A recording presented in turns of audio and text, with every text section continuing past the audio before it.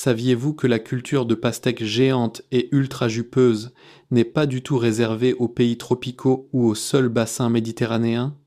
Eh oui, vous avez bien entendu. Aujourd'hui, je vais vous présenter un guide complet pour faire pousser des pastèques sucrées directement dans votre jardin, même si vous n'habitez pas dans le Midi ou en Provence. Je vous promets qu'après avoir vu cette vidéo, vous saurez exactement quoi faire, de la première graine jusqu'à la découpe festive de votre propre fruit. Vous vous dites peu, être. Chez moi, c'est impossible. Il fait trop froid et les pastèques ne mûriront jamais. C'est une erreur monumentale que nous allons déconstruire ensemble aujourd'hui. Dans cette vidéo, je vais vous révéler un secret concernant la température du sol qui va changer tout ce que vous pensiez savoir sur la culture des pastèques. Êtes-vous prêt à parier avec moi que vous récolterez cette année la plus grosse pastèque de votre vie? Dites-moi dès maintenant, dans les commentaires, si vous avez déjà essayé d'en cultiver et quel a été le résultat. Allez, c'est parti. Avant de mettre les mains dans la terre, regardons de plus près à qui nous avons affaire. La pastèque, originaire des régions arides d'Afrique, est une plante qui, dans son milieu naturel, adore le soleil brûlant, les étés longs et des conditions bien spécifiques. Historiquement, on la cultivait déjà dans l'Égypte ancienne, où elle servait de réservoir d'eau vivant pour les voyageurs du désert. Ça ressemble à une plante qui n'a aucune chance sous nos latitudes tempérées, n'est-ce pas? Pourtant, grâce à des décennies de sélection, il existe aujourd'hui des variétés créées spécialement pour les étés plus courts et les nuits plus fraîches.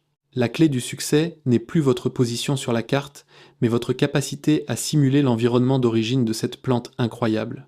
Aujourd'hui, nous allons apprendre à tromper cette reine d'Afrique pour qu'elle se croie à l'équateur et vous récompense par une montagne de fruits sucrés. Commençons par l'essentiel. Le choix de l'emplacement. Ne pensez pas qu'il suffit de creuser un trou n'importe où. Les pastèques sont les enfants du soleil. Elles ont besoin de l'endroit le plus chaud et le plus lumineux de votre jardin.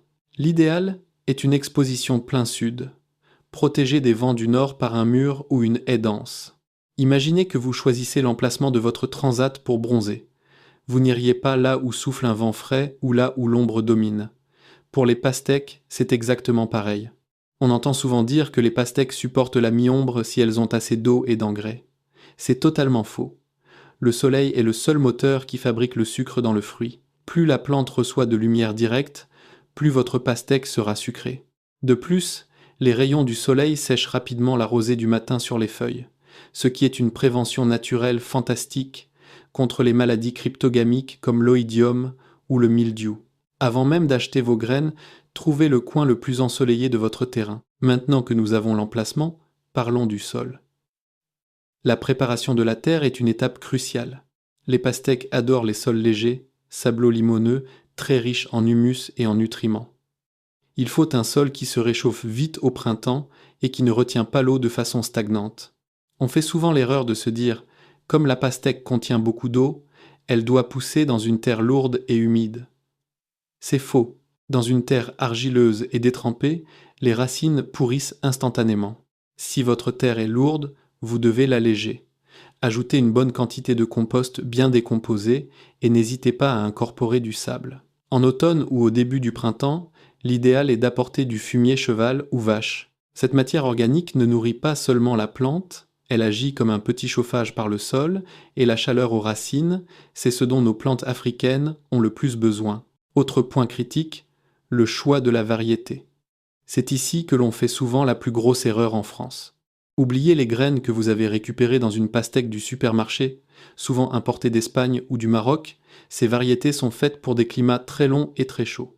Chez nous, elles n'auront pas le temps de mûrir avant les premiers frimas de l'automne. Vous devez impérativement choisir des variétés précoces. Parmi les favorites, on trouve la Sugar Baby, très résistante, ou la Petit Gris de Rennes, qui est un melon, mais pour la pastèque, privilégiez la Sugar Baby ou la Crimson Sweet précoce. Regardez bien le dos du sachet. Cherchez la mention précoce ou un cycle de culture court. Passons au semis. Ici, le timing est tout. Quand commencer? Surtout pas en février ou mars. Le moment idéal chez nous est la mi-avril. Si vous semez trop tôt, vos plants vont filer sur le rebord de la fenêtre, ils deviendront longs, fins, fragiles et chercheront désespérément la lumière. Un plant chétif subira un choc énorme lors du repiquage, alors qu'un plant semé plus tard mais vigoureux le rattrapera en quelques jours. La pastèque a des racines très sensibles, elle déteste être dérangée. Ne semez donc jamais dans des caissettes communes pour les repiquer plus tard. Utilisez des godets individuels, idéalement en tourbe ou biodégradables, pour pouvoir les mettre en terre sans toucher à la motte. Utilisez un terreau de semis fin et léger, pas de la terre de jardin trop compacte. Et voici le secret de la température. Pour qu'une graine de pastèque se réveille, elle a besoin de chaleur. De beaucoup de chaleur. Entre 25 et 30 degrés Celsius. Si vous posez vos godets dans un couloir frais, rien ne se passera. L'astuce, posez-les sur un radiateur avec une planche entre les deux ou sur une nappe chauffante. Dans cette chaleur africaine, elles germent souvent en 3 à 5 jours seulement. Dès que le premier ver apparaît, changez les règles. Baissez la température à environ 20 degrés Celsius, mais offrez-leur un maximum de lumière. Placez-les sur la fenêtre la plus ensoleillée. Trop de chaleur avec peu de lumière produira des plantes faibles qui s'écrouleront. Pour l'arrosage des jeunes plants, moins, c'est mieux. Évitez de mouiller le feuillage. Arrosez par le bas en mettant de l'eau dans la soucoupe pour garder le collet de la plante au sec et éviter la fonte des semis. À la mi-mai, nos plants sont prêts. Mais attention, les sortir directement du salon pour les planter au potager serait un arrêt de mort. Il faut les acclimater. Cela prend environ 7 à 10 jours. Sortez-les quelques heures la journée, à l'ombre et à l'abri du vent au début, et rentrez-les le soir. Sans cet entraînement, le soleil brûlera les feuilles tendres en 1 heure. Pendant ce temps, on prépare le terrain. On va utiliser un outil de pro, le film de paillage noir. Étalez cette bâche sur votre rang. Pourquoi ? Le noir absorbe les rayons du soleil et chauffe le sol 5 à 8 degrés de plus que la terre nue. Et comme on le sait, la pastèque adore avoir les pieds au chaud. Utilisez un film perméable, toile tissée, pour que le sol respire. Après les cintes de glace, mi-mai, quand les risques de gelée sont écartés, on plante. Coupez une croix dans le film et installez le plan. Conseil vital, ne l'enterrez pas plus profond qu'il n'était dans son pot. Si la tige est trop enterrée, elle risque de pourrir. C'est la pourriture du collet. Manipulez la motte comme si c'était du cristal. Respectez les distances. Au moins 1 mètre entre chaque plant.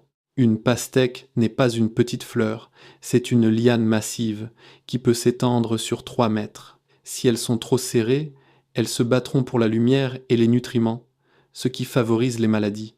Comme nos nuits de juin peuvent encore être fraîches, il est malin de couvrir les plants au début avec un voile de forçage blanc. Il laisse passer la lumière, mais garde la chaleur comme une couverture. Retirez-le dès que les premières fleurs apparaissent, pour laisser les abeilles faire leur travail de pollinisation.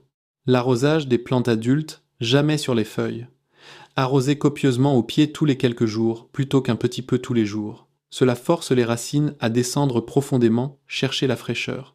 Dès que les fruits atteignent la taille d'une balle de tennis, attention à l'humidité du sol. Posez chaque fruit sur une planchette de bois, une tuile ou une litière de paille sèche. Cela évite le contact direct avec la terre humide et prévient le pourrissement. Côté nourriture, au début, la plante a besoin d'azote pour faire du verre. Le purin d'ortie est génial ici, mais dès que les fruits arrivent, elle a besoin de potassium. Le potassium, c'est ce qui fait la taille et surtout le sucre.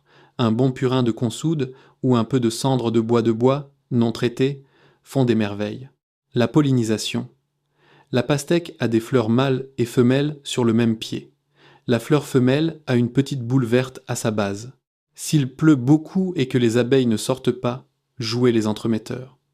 Prenez une fleur mâle, enlevez les pétales et frottez doucement le pollen sur le pistil de la fleur femelle. C'est l'assurance d'avoir un fruit. Étape cruciale, la taille. Sous nos climats, une plante ne peut pas nourrir 10 pastèques géantes. La règle d'or, ne gardez que 2 à 3 fruits par pied. Supprimez les autres petits fruits et coupez la tête de la liane 2 feuilles après le dernier fruit conservé. Toute l'énergie ira dans vos élus. On arrive au final. Quand est-elle mûre ? La taille ne veut rien dire. Regardez ces 3 signes. La vrille. Le petit tortillon, situé sur la tige, juste à côté du fruit, doit être complètement sec et marron. La tache de terre. L'endroit où la pastèque touchait le sol doit être jaune crème ou jaune foncé, et non plus blanc ou vert. Le test du son, toquez sur la pastèque avec vos articulations. Le son doit être sourd et plein, comme si vous tapiez sur un tambour bien tendu.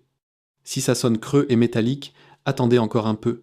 Imaginez le moment où vous posez cette lourde pastèque du jardin sur la table, que vous sortez le couteau et qu'elle s'ouvre avec ce craquement caractéristique.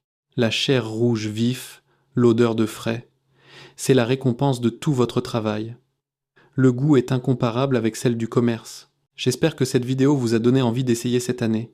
Si ces conseils vous ont été utiles, n'oubliez pas de vous abonner et de mettre un pouce bleu. Et ma question pour finir, quel est votre fruit préféré à cultiver au potager? Dites-le moi dans les commentaires. Bon jardinage et bonne récolte à tous!